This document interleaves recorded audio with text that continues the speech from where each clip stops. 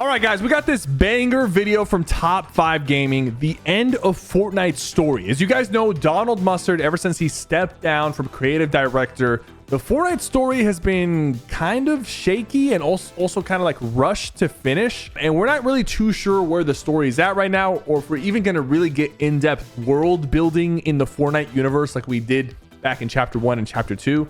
Let's see what Top 5 Gaming has to say about it. I'm going to give my input as well. Fortnite has abandoned the storyline. It's the #1 complaint I see that's only getting worse. Well, the creator of the story has spoken out, and now we've learned what's real quick, I do want to say something. I'm going to be unbiased here. While I do think the Fortnite story is interesting for people who care about it, I think most players, even when Fortnite was really developing the story, most players didn't really care that much about the story, but they did care about the events that were linked to the story. Changed, the reason for him leaving, and why many say Fortnite's storyline isn't the same. You see, the story has always tied the chaos together. It turned the game from a simple battle royale to a fully fledged adventure that we, the player, had to craft. Donald Mustard was the architect of it all, and his boldest decision was choosing the island as the central character of his vision. But ironically, at the same time, he shared exactly what would make him retire. Now in 2024, this simple sketch is reality. And despite it being Donald's plan, he had no idea achieving this would take a massive sacrifice. The metaverse is what they're talking about. I wanted to tell the origin story basically of the metaverse, or of what if there was a shared reality where you could just go and be in this multiverse of possibilities. People, factions, villains would come and go, but an island would always remain constant.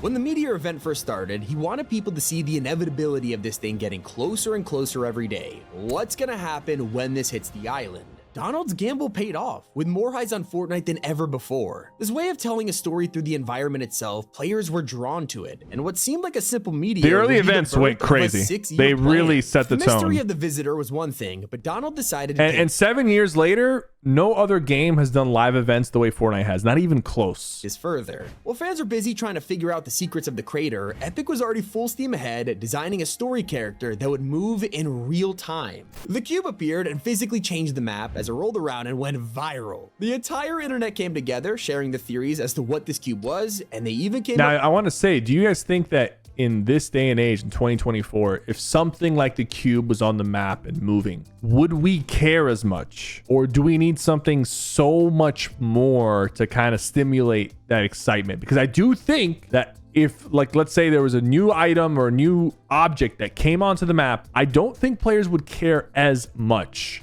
Now, we recently had the mini event with the chest opening in the hand, and there was some excitement around that, but it doesn't even really come close to the excitement that we had in the Chapter 1 era of events, because it was very new. Up with their own name, Kevin. In a single day, the cube turned from a drawing on Donald's whiteboard to a character that the community felt the ownership of, something we all helped to create a story for. They didn't explain why Kevin was here or what his purpose was. That was for players to figure out. Epic would never reveal the story directly. Everything was laid out with clues and callbacks to events, something they would forget in just a few years.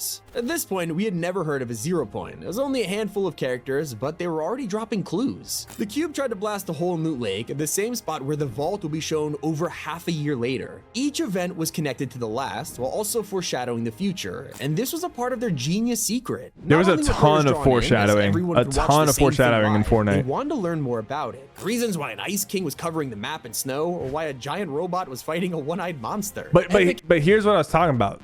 I'm sorry for pausing over and over, but I do think most players, like, they were just like, holy crap, a mech is fighting this big monster on the Fortnite map and I get to watch. That's the exciting part for them. I don't think most players cared or knew why the mech was fighting the monster. Had us right where they wanted us. Our love for live events made us desperate for a way to connect them. The perfect time to introduce the 7. They updated the visitor from all those seasons ago, revealing him to be part of this brand new group, and little did we know they would be the key for years to come. As they worked together to build rockets around the map, Fortnite was planting nostalgia for an event that was barely a year old, and this time they were doing it even better. The next step in this multi-year plan was hidden tapes and secret voice acting for our new characters, something something we had never seen before. With the groundwork laid, it was time for Epic to kick things into full throttle. Donald knew they couldn't make a sequel for a live service game, so he came up with this event called The End, taking Fortnite offline for 3 days before sending us into Chapter 2. At first, it seemed like the story had moved out of the way, giving space to all the new gameplay features. And while that was true, there was also something weird going on. Weekly loading screens would show a hidden story between the Battle Pass skins. This would be players' first introduction to snapshots, and we had no idea. What was dismissed as a filler quest turned out to be super important.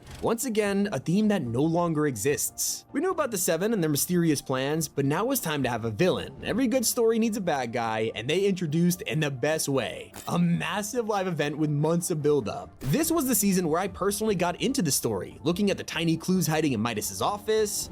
Just to give you guys perspective on me personally, I never really cared that much about the story, but I would always watch the top 5 gaming videos explaining the story just so I can get caught up and sort of understand what's going on. But I for me, the story wasn't that important. Just figuring out the motives being behind transparent Ghost here. and Shadow, it was incredible. For me. Back then, when the devs teased something, players could piece it together on their own. I had my own theories, others had theirs, and it genuinely brought fans together like no other game. When the device was activated, no one predicted what would actually happen. It was a beautiful surprise, as we were introduced to Agent Jones in a fully animated cutscene. This appealed to casual fans who were taken back at the first human in an event, and it got storyline lovers racing to figure out who this guy was. The beauty of all of it was how Fortnite was so good at asking questions. For every answer they gave players, it would come with 10 more mysteries. Who was on the phone? Why is Jonesy wearing a suit and tie? What was surprising about being able to hear him? It was the beginning of the storyline's golden age. Now they could introduce people with dialogue, character development, cutscenes. There was so much potential. But it was also time for Epic Games to bring the metaverse into play. It had been lurking in BR for a while, but most crossovers were outfits, maybe a POI. It never affected the storyline, except Donald didn't want that. I went and met with everyone, with Marvel, with DC, and would say, here's what we could do together. Here's what the story is. I would take people through the next 6 years. Wow. Marvel was on the fence, but he was able to secure John Wick, opening the door for a comic collaboration.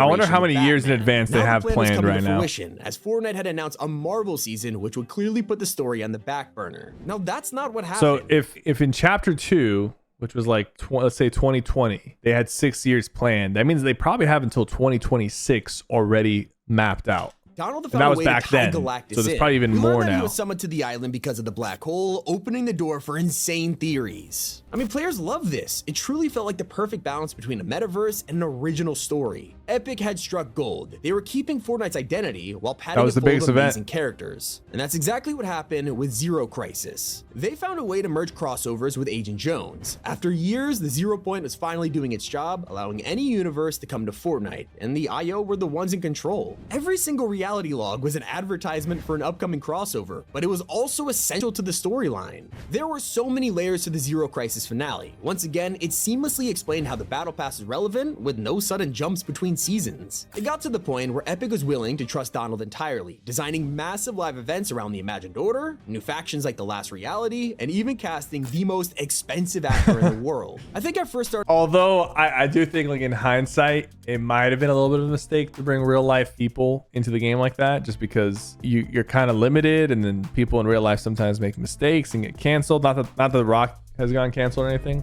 but like I just feel like you kind of corner yourself a little bit. Talking to Dwayne Johnson right at the start of COVID, but Epic wouldn't acknowledge it was him playing the Foundation. Donald wanted people to think they were hearing Johnson, but weren't sure. To me, that was part of the magic. Yes, The Rock was now basically the face of Fortnite. If only they realized the problem it creates when your main character is also one of the busiest actors out there. Yeah. They had to film most of his appearances in one session, so everything needed to be planned in advance. Now, luckily for Epic, Donald had planned years ahead, but internally, a battle was starting to happen. We were about to head into Chapter 3, the culmination of years of buildup. The Seven and the IO had been at each other's throats for centuries, so with the Chapter 2 finale, they decided to light the match, triggering a war. It felt a little rushed, and in the background, there was a reason for this. Donald was arguing with other managers at Epic. He believed that events were the future of storytelling, while they were moving resources into other things. Then, the team began working on— He actually did an interview recently where he talked about all this stuff. That's where this video is like sources from.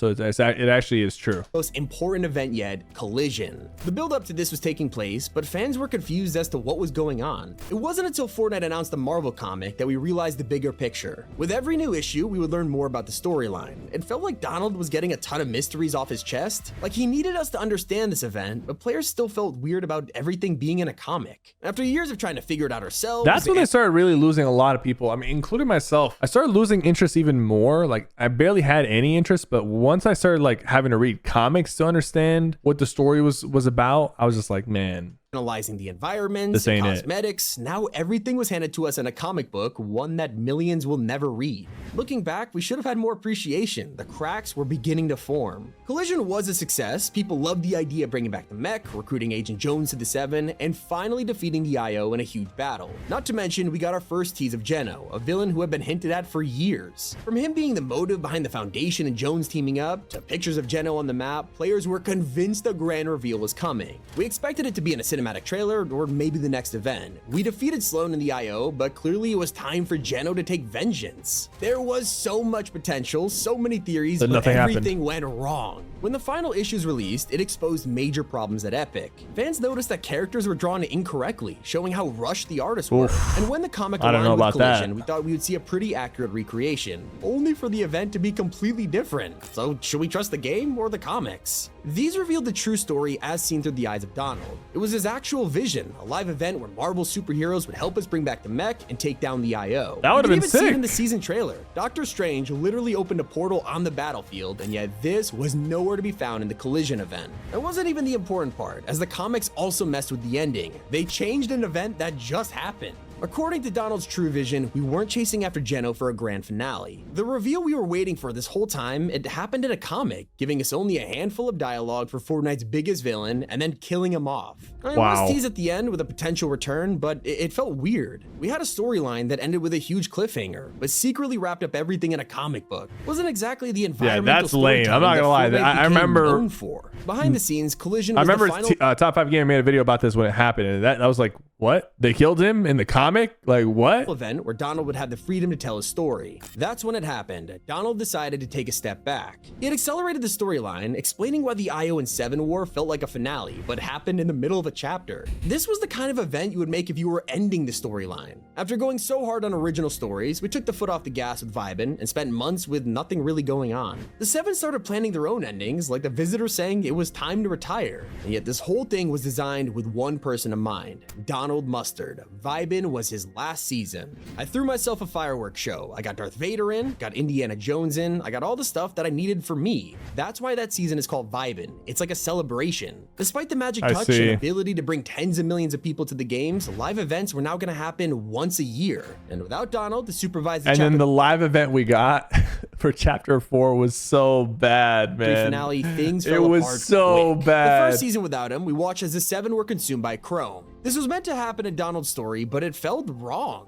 There wasn't much buildup behind it, and because half of the 7 were played by famous actors or didn't have a voice at all, they vanished. The Foundation's quote-unquote death was confirmed by a helmet on the map. The Order and the Imagined also just disappeared with no explanation. Instead of wrapping up and starting fresh, Fortnite kept going with these beloved characters, leading us to the last event of Donald's reign, Fracture. And even saying that word, most players have terrible memories. In what became the most hated live event, fans considered it vague, confusing, and lackluster. They pointed out how nothing made sense. We spent all season preparing, saving houses from Chrome, only for the island to just explode. Then we spent like 20 minutes doing chores while helping Paradigm fuse everything back together, but they never explained what this meant. That event was so bad. It was so bad. No exaggeration. It was so bad. Fans were disappointed when they looked in the files and spotted cutscenes for the event that never happened, a sign that something went wrong. Was it rushed deadlines, a smaller live event team, or a complete change in the story? Now, luckily, people forgave this because Chapter 4 was here with a season that looked like some kind of prequel. A lot of potential to fix these plot holes. We had so many questions, and there was no better time to learn, except none of that would happen. Chapter 4 map was kind of goated, low-key. Kingdom gave us our best look yet into the beginnings of the IO. It was arguably a great piece of environmental storytelling, but that was about it. On the other side of the map, players noticed an ancient temple with a mysterious woman. In the blog post, this was called the base of the Reality Warriors, until all mention of this was erased from the internet. They would never talk talk about this place or who lived here again.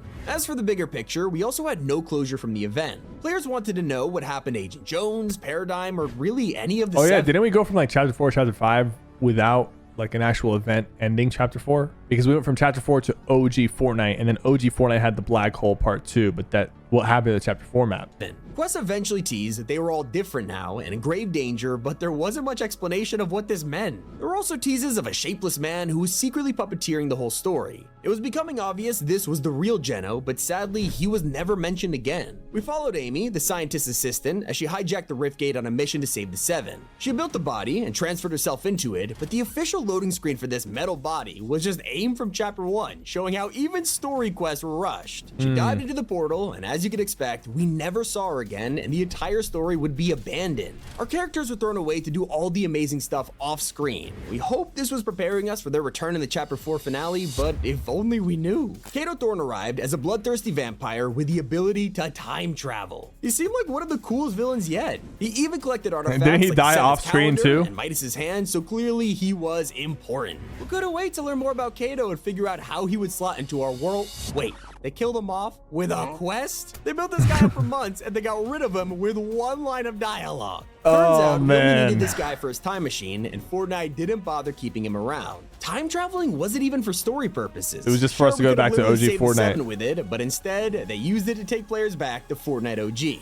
Okay, most players could accept that was cool. That was kind of cool. 1, but it felt forced, and they were getting into a pattern of randomly bringing back iconic characters to get us interested in the story, only to pretend it never happened. Remember Sloane? She planned this OG mission, but once it was over, she straight up vanished. Dude, I just realized Midas is being teased right now in this season with his like reboot card and his like new style. But is anything going to actually happen with Midas? I don't think so. Jones was finally brought back. He was on the yacht for a little bit, but like, and prepare us for the event, one that was never explained in the first place. It involved putting the time machine onto the rocket from chapter 1, but we had no idea why, and despite the fact the Seven were the whole point of this, we never heard from them. Turns out this chapter 4 finale wasn't going to be a grand explanation or the return of the Seven. It was the Big Bang, an advertisement for a new beginning. This new beginning wasn't just for Fortnite, but also Donald Mustard. After an incredible adventure, I will be retiring from my role at Epic this month. I'm humbled to have been a part of the team that every day tries to bring joy and delight to the Fortnite community. So it sounded like he was moving on, but this week the true reason why he left was revealed. By mid-2022, Epic was committing to make LEGO Fortnite and racing. To build all this stuff, it takes so many people and so much time. Basically, the event team was starting to be needed for other stuff, and it was devastating to me because I'm like, that's why the events haven't been as good. Magic, and not everyone at Epic agrees with that. And that's what we gotta remember. There are still tons of Epic team members who care. With the Titan Hand buildup capturing the environmental storytelling that made this world so great, maybe we just need to give it time. There's a really good video. I will say this. I think Fortnite needs to make a decision. They either need to do a decent job with the story and build the lore around the game that these people are very interested in, even though I'm personally not as interested in it. I do respect the people that are interested in it. Or they need to not, like, they can't do it halfway or do it crappy. They need to like either commit to doing it and giving us decent events and decent storytelling and teasers and whatnot, or just don't, and then just like literally focus all your energy on the metaverse and everything else. So that's my opinion. Shout out to Top 5 Gaming for this really well made video. Show him some love. Subscribe to his channel if you're not subscribed. Thank you guys so much for watching. What do you guys think? Let me know in the comments. I'll see you guys next time.